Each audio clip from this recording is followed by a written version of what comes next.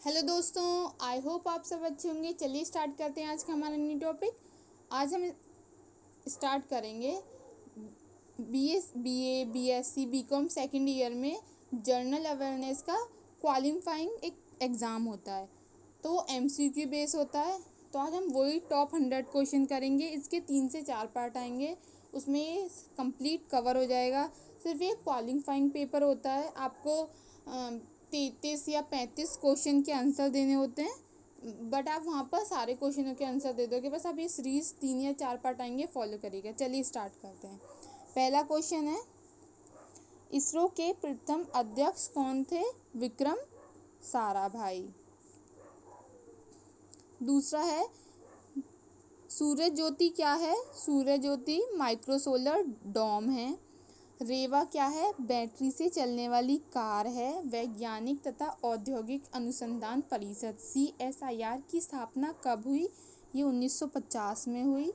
प्रथम भारतीय मूल की अमेरिकी नागरिक अंतरिक्ष यात्री नासा में जाने वाली कौन थी? कल्पना चावला थी। ये सभी को पता है इसका आंसर। कल्पना चावला की मृत्यु किस अंतरिक्ष यान के दुर्घटनाग्रस्त होने पर हुई थी? कोलंबिया के। चंद्रमा पर भेजे गए भारतीयों के पहले उपग्रह का नाम था चंद्रयान फर्स्ट। चंद्रमा पर भेजे गए भारत के पहले उपग्रह चंद्रयान फर्स्ट को चंद्रमा तक ले जाने वाले प्रक्षेपण यान का क्या नाम था? PSLV-11। चंद्रयान को ले जाने वाले प्रक्षेपण यान PSLV-11 को कहाँ से प्रक्षेपित किया गया, कहाँ से ले जाया गया? श्रीहरिकोटा से। चंद्रमा पर भारत ने अपना पहला उपग्रह चंद्रयान-1 कब भेजा? 22 अक्टूबर 2018 को। पॉलीग्राफ क्या है? झूठ पकड़ने वाली मशीन है पॉलीग्राफ। विक्रम साराभाई अंतरिक्ष केंद्र कहाँ पर स्थित है? यह तिरुवनंतपुरम में स्थित है। आगे देखते हैं, भारत के प्रथम राष्ट्रपति कौन थे? डॉक्टर राजेंद्र प्रसाद। भारत के दूसरे राष्ट्रपति कौन थे? डॉक्टर राधाकृष्णन। ये डॉक्टर राधाकृष्णन। भारत के वर्तमान राष्ट्रपति का नाम श्री रामनाथ कोविंद। ये सभी को पता है। भारत के प्रथम कार्यवाहक राष्ट्रपति कौन थे? वाराहगिरी वेंकटगिरी। भारत के प्रथम उपराष्ट्रपति कौन थे? डॉक्टर राधाकृष्णन। भारत के दूसरे उपराष्ट्रपति कौन थे? डॉक्टर जाकिर हुसैन। भारत के 5वें उपराष्ट्रपति कौन थे?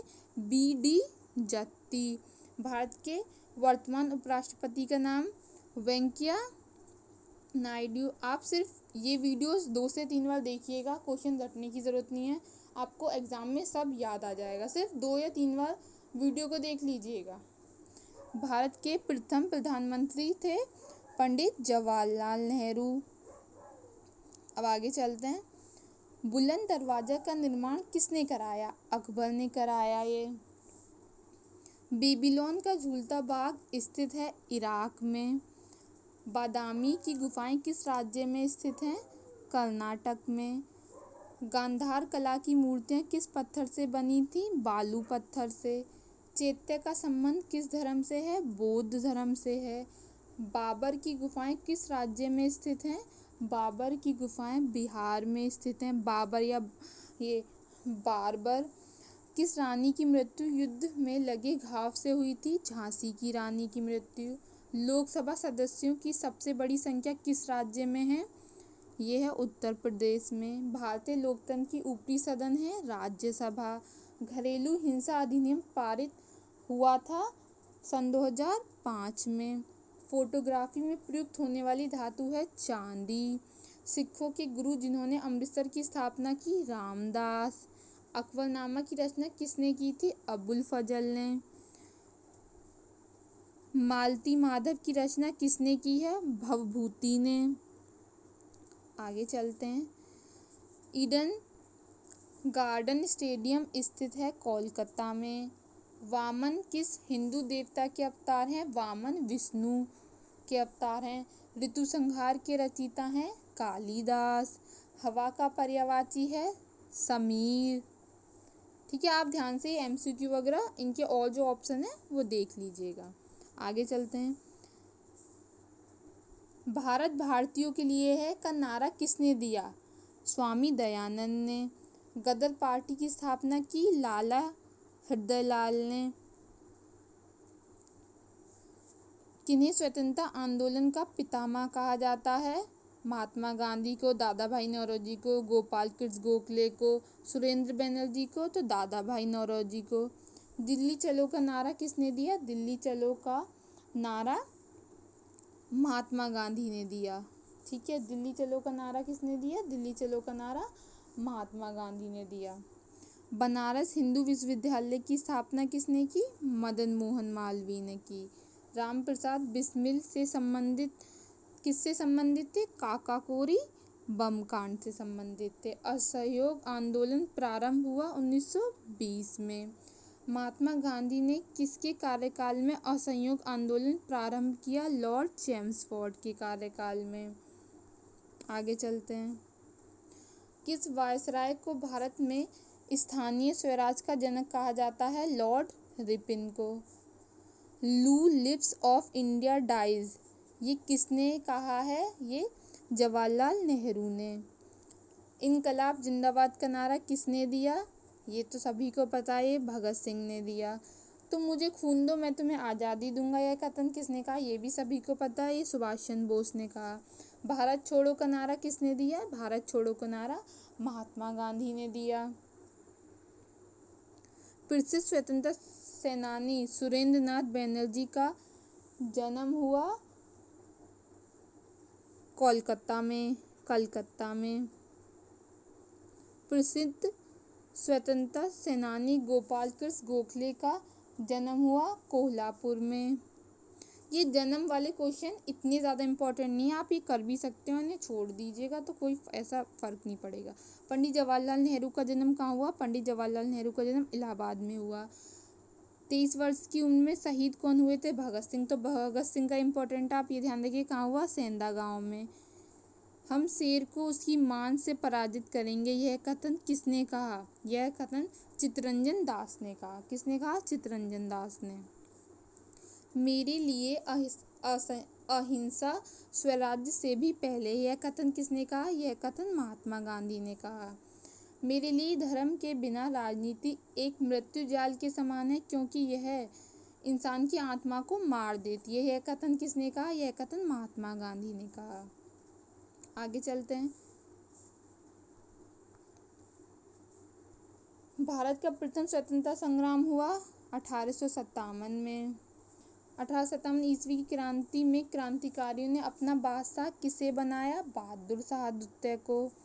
निम्नलिखित में से किसने 1857 ईस्वी के स्वतंत्रता संग्राम में भाग नहीं लिया? चंद्रशेखर आजाद ने। द ग्रेट रिवॉल्यूशन नामक पुस्तक के लेखक हैं अशोक मेहता। 1857 ईस्वी की क्रांति का प्रतीक था कमल व रोटी। ये इंपॉर्टेंट क्वेश्चन है, क्या प्रतीक था? मारो फिरंगी को नारा किसने दिया? मंगल पांडे ने।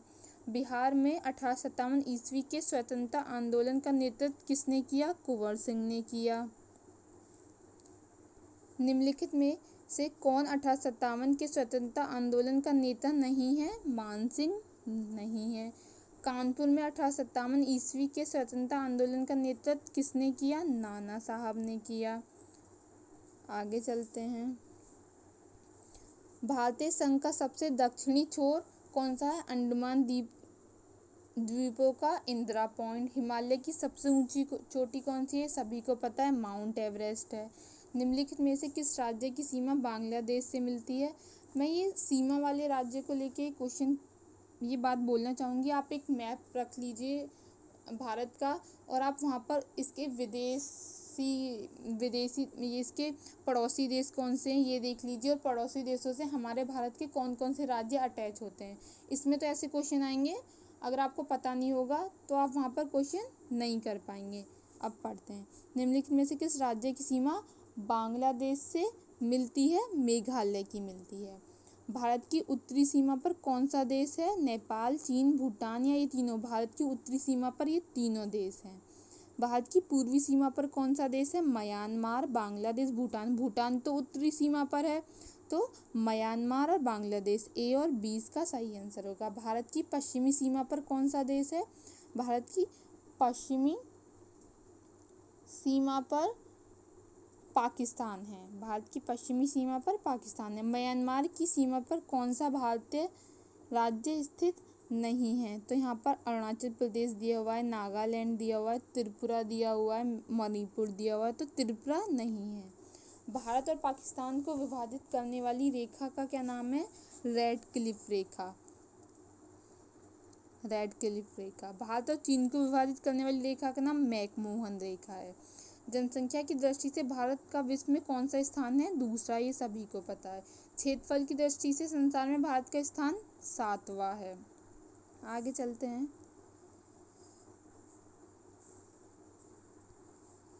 भारत का सर्वाधिक साक्षरता दर वाला राज्य कौन सा है? मध्य प्रदेश, उत्तर प्रदेश, केरल, राजस्थान। यह है केरल।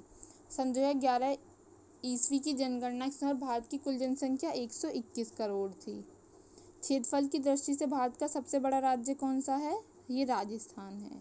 अरुणाचल प्रदेश की राजधानी क्या है? सोचिए सोचिए, मैं तो आंसर दूंगी। अरुणाचल प्रदेश की राजधानी का क्या नाम है? ईटानगर। आप सभी राज्य की राजधानियां आपको याद होनी चाहिए, और केंद्र शासित प्रदेश की भी। मिजोरम की राजधानी का क्या नाम है? आइजोल। भारत का कुल क्षेत्रफल लगभग कितना है? ये भी सोचिए, ये भी आपको पता होना चाहिए। चलो मैं बताती हूँ।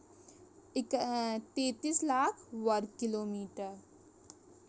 भारत की स्थलीय सीमा की लंबाई 15,200 किलोमीटर। भारत का उत्तर की ओर सबसे सुदूर बिंदु है 37 डिग्री 6 मिनट।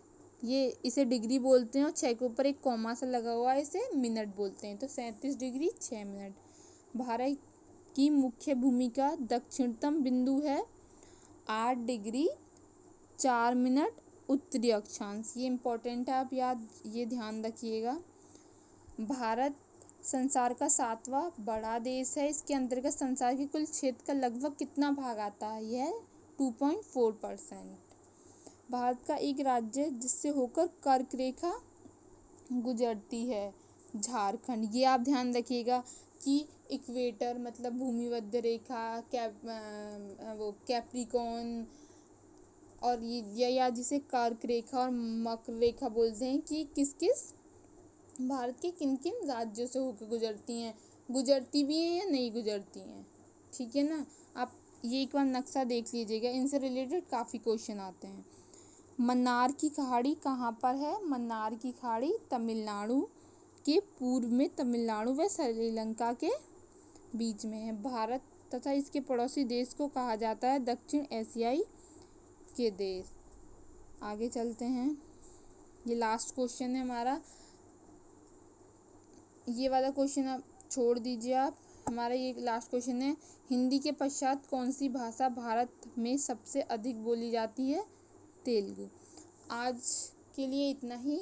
ये लगभग 90 से 100 के बीच में क्वेश्चन है। इसका नेक्स्ट पार्ट जल्दी आएगा। सिर्फ 3 या 4 पार्ट आएंगे। अगर कोई भी प्रॉब्लम है या कोई भी डाउट है तो कमेंट करिएगा। चैनल को सब्सक्राइब करिएगा और लाइक करिएगा और वीडियो को शेयर करिएगा।